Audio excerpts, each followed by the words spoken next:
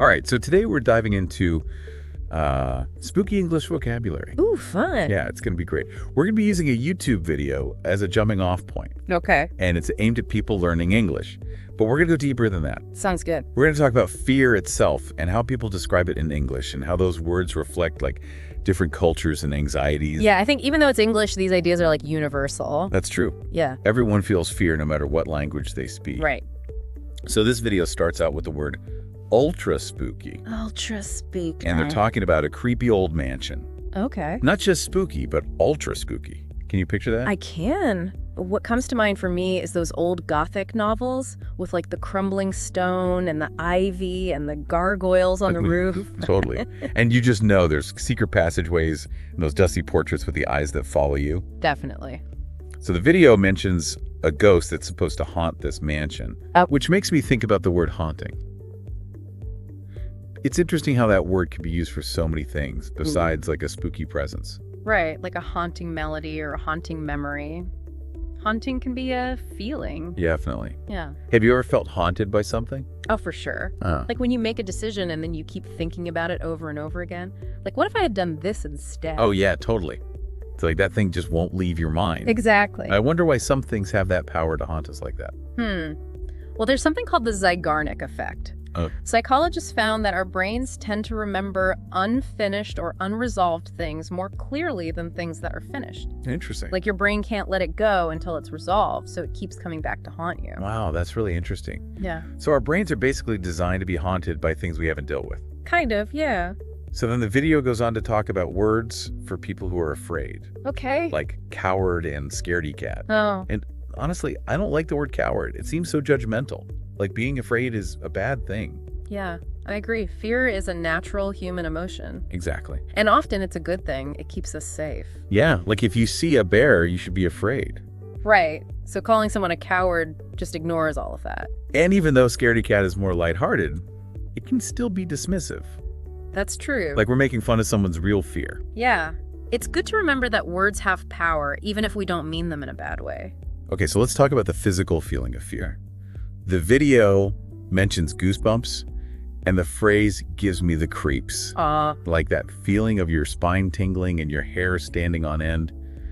Have you ever thought about why we get goosebumps when we're scared? You know, I have. And it turns out it's because of evolution. Really? Think about our ancestors who had way more hair. Okay. When they were scared, their hair stood up and made them look bigger to scare away predators. So goosebumps are like an ancient defense mechanism. Exactly. Even though we don't have much hair anymore, our bodies still do that. Wow, that's so cool. It's like a connection to our past. It is, and it shows how connected our bodies and minds are. So then the video starts talking about the cultural side of fear, like superstitions. Yeah. And how different cultures have different ideas about what's scary or taboo. Yeah, like the video mentions how some Latin American cultures are much more open about ghosts and spirits than other cultures. Why do you think there's so many different beliefs about the supernatural? Well, different cultures have different histories and environments and beliefs. Like something that might be totally normal in one culture might be terrifying in another culture. Makes sense. It's almost like each culture has its own language of fear, its own way of talking about the things that scare them. I like that. It's like each culture has its own set of symbols and stories that reflect their anxieties and how they deal with things they can't control. Ooh, things that go bump in the night. That's a good one. Yeah. What's a superstition that you find interesting? Well, in Japan, the number 4 is really unlucky because it sounds like the word for death. What? Yeah, some buildings in Japan don't even have a 4th floor. Wow, I had no idea. That's so interesting. It makes you think about where these beliefs come from and why they stick around for so long. It really does. It shows how powerful fear is and how much we need to make sense of the world. Even if those explanations don't really make sense. Yeah, exactly. It's like we're trying to find patterns and explanations even when there aren't any. That's a really good way to put it. So it's not just about avoiding bad luck. It's about trying to understand the world and feel like we have some control over it. I think you're right. As we keep talking about this spooky vocabulary, I'm curious, are there any words that you connect with personally? Ooh, good question. You know, I've always been drawn to the word eerie. Eerie. What is it about that word? It just makes me feel uneasy. Like something's wrong, but you don't know why. It's subtle, like a shiver down your spine. A whisper of something unsettling. A whisper of something unsettling. I love that. Uh, It's like when you're alone and you suddenly feel like you're being watched. yes, exactly. Like something is there, but you can't see it. It's like our brains are just waiting to imagine something scary. It's like we're wired for it. You know, it's funny because even though we're talking about spooky stuff, I'm actually feeling kind of comforted. Oh, really? How come? I think it's because by talking about these fears and anxieties, it makes them less scary. Like we're shining a light on them and realizing that they're not so bad. I get what you mean. Fear thrives in the darkness. But when we bring it into the light, it loses its power. Yeah. And by learning about how different cultures deal with fear, we're learning about ourselves and what it means to be human. That's a great point. It's like we're taking a journey through the history of fear. From those basic instincts to the stories we tell ourselves. Exactly. And we're seeing that fear, like language, is a way to connect with each other. And to explore the world around us. Right. So what are some of the key things you're taking away from this conversation? Well, I think the biggest thing is that fear is different for everyone. Yeah. It depends on your biology, your psychology, and your culture. It's like a tapestry woven from all those different threads. I like that metaphor. Yeah. It really captures the complexity of fear.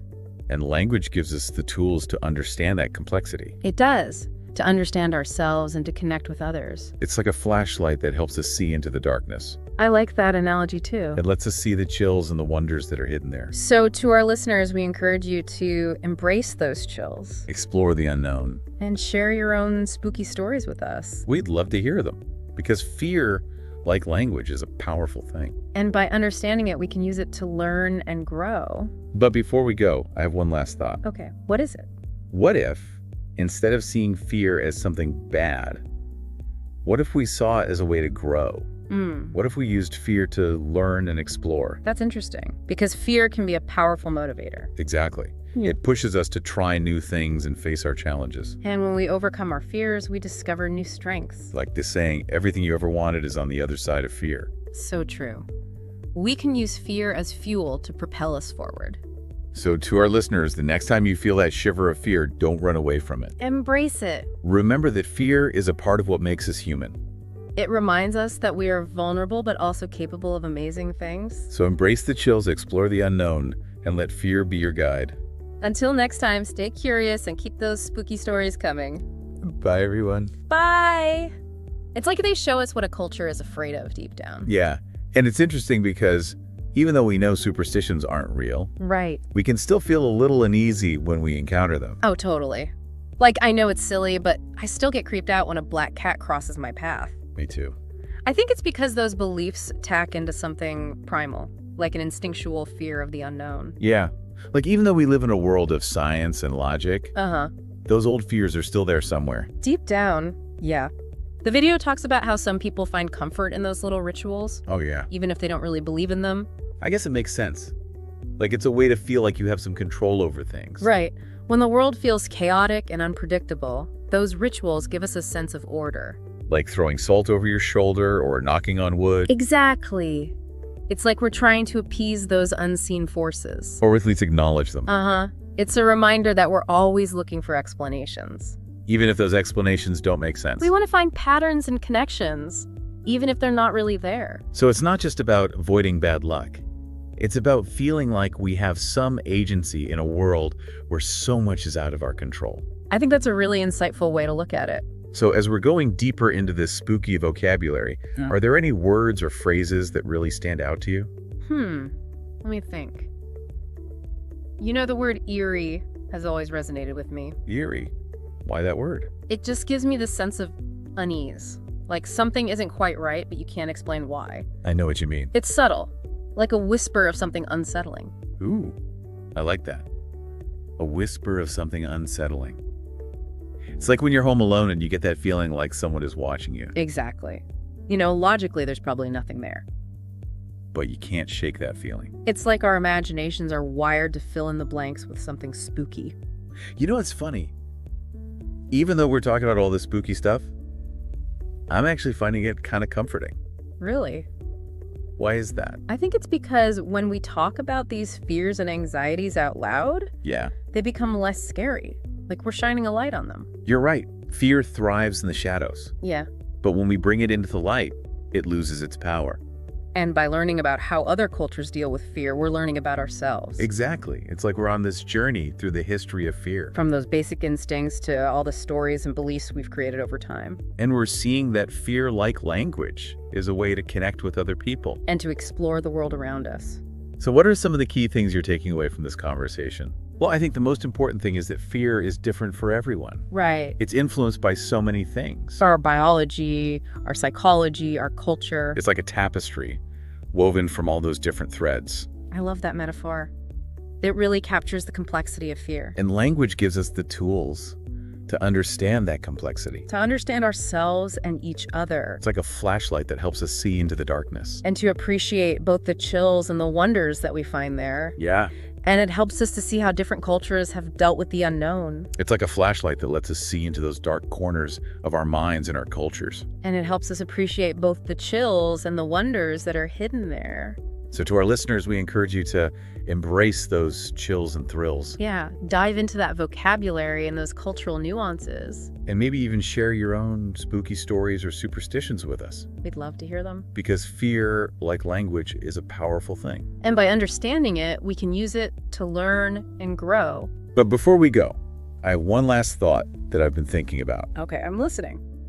What if instead of seeing fear as something negative, something to be avoided, what if we saw it as a way to grow and explore? That's a really interesting idea, because fear can be incredibly motivating.